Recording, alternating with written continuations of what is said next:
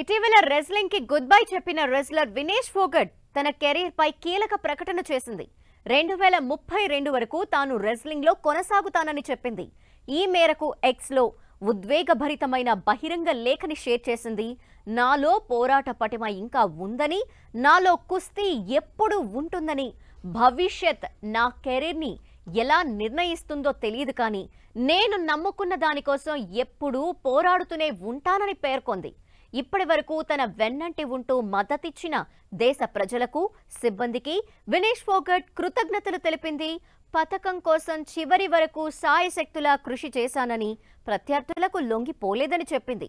అయితే విధి వక్రించిందని, కాలం కలిసి రాలేదని తెలిపింది. అందుకే పథకం సాధించకుండానే వెనుతిరిగి రావాల్సి వచ్చిందని ఆవేదన వ్యక్తం చేసింది.